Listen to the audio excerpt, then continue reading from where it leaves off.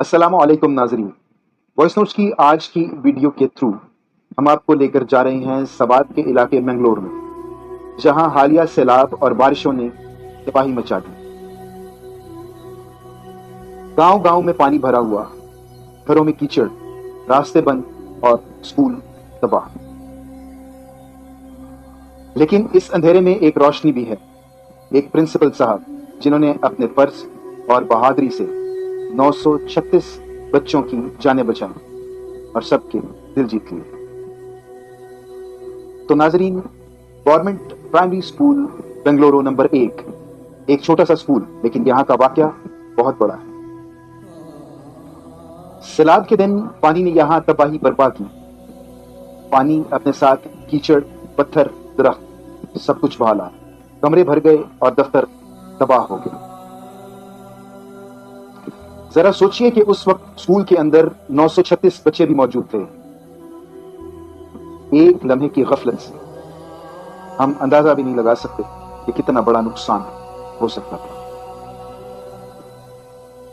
लेकिन स्कूल के प्रिंसिपल सैयद अहमद साहब ने अपने साथी उस्ताद इकराम और बाकी 15 टीचर्स को बुलाकर कहा कि बच्चों को फौरन बाहर निकालो।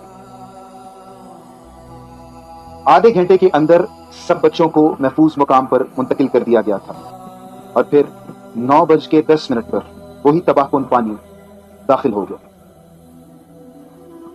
अगर जरा सी भी ताखीर हो जाती तो इस वक्त शायद हम एक और सानहे की कहानी सुना रहे होते।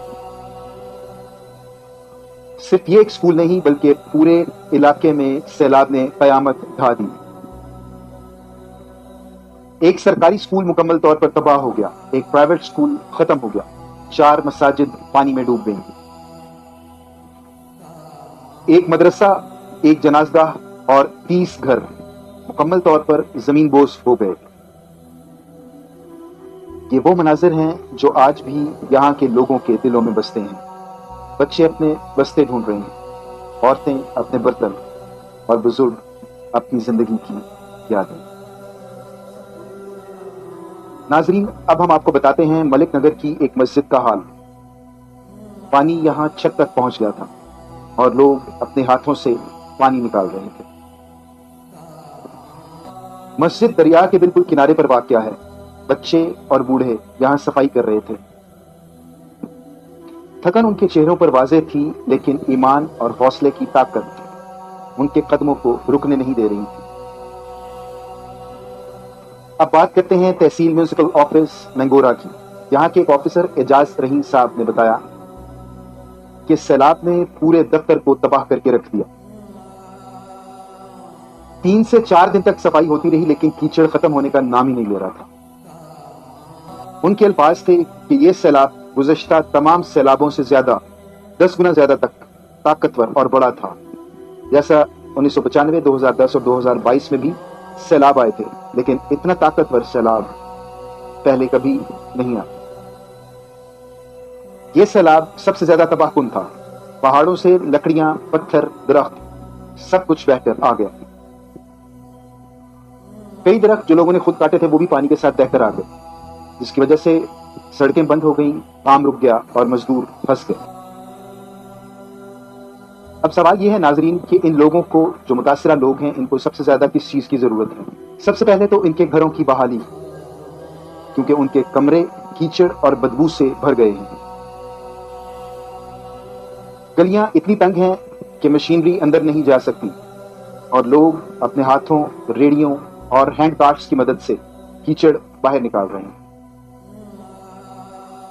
अफसोस कि जिन घरों में कभी रोशनी और खुशबू हुआ करती थी, वहां अब बदबू और अंधेरा है।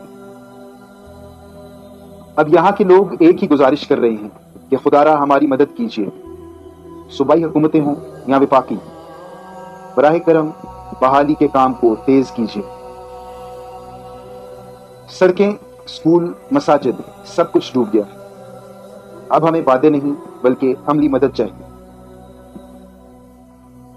लेकिन व्यूअर्स, यहाँ के लोग हिम्मत नहीं हारे। प्रिंसिपल साहब और दीगर असातिज़ा ने यह साबित किया है कि वही असल हीरो हैं जो वक्त पर फैसले करते हैं। बच्चों की जिंदगियां बचाकर उन्होंने ये दिखा दिया कि असल में फर्ज शनासी और बहादुरी क्या होती है। इसी तरह आम लोग, इमाम मस्जिद, मजदूर सब एक साथ खड़े हैं, एक दूसरे का सहारा बनकर। और यही असल पाकिस्तान है, जो हर मुश्किल वक्त में इकट्ठे होकर एक दूसरे का मजबूत सहारा बनकर खड़े हो जाते हैं। ये कहानी सिर्फ एक इलाके या एक सैलाब की नहीं है, बल्कि ये कहानी है हौसले, कुर्बानी और इंसानियत की। कुदरती आफात तो आती हैं, लेकिन असल कमाल तो ये है कि हम उनका सामना कैसे करते हैं। आज हम सबको ये सोचना होगा कि किसी भी मुश्किल वक्त में हम एक दूसरे के साथ खड़े होंगे और या फिर सिर्फ देखते रह जाएंगे।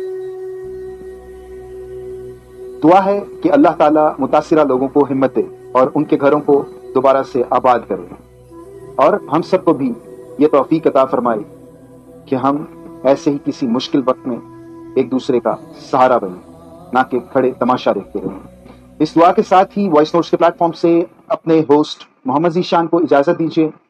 Thank you. Allah Hafiz.